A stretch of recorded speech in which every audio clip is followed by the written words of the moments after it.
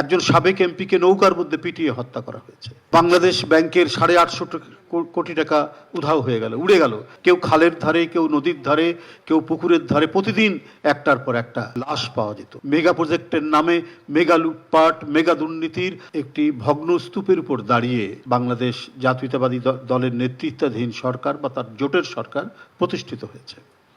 চারিদিকে ছিল অরাজকতা, নৈরাজ্যের এক ধূসর পরিবেশ।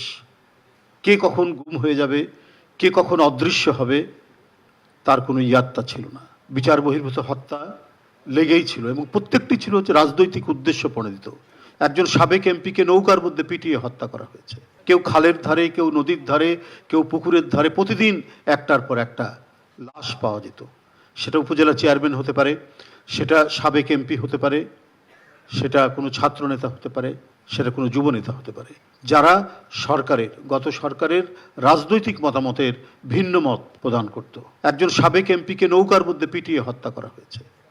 এই নৈরাজ্যের এক ঘন অন্ধকারের মধ্যে এক বিপুল তরঙ্গের আন্দোলনের মধ্যে দিয়ে আমরা 5ই আগস্ট পেলাম এবং একটি পরিবর্তন ঘটল।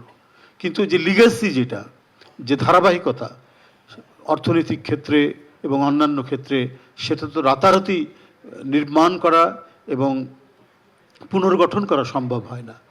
সেই বাংলাদেশ ব্যাংকের 850 কোটি টাকা উধাও হয়ে গেল, উড়ে গেল এবং সেটা উড়ে বেড়ালো কোথায়? ফিলিপাইনের জুয়ার আসরে, ক্যাসিনোর মধ্যে। সোনালী ব্যাংক, বেসিক ব্যাংক, একটার পর একটা ব্যাংক লোপাট হয়ে গেল।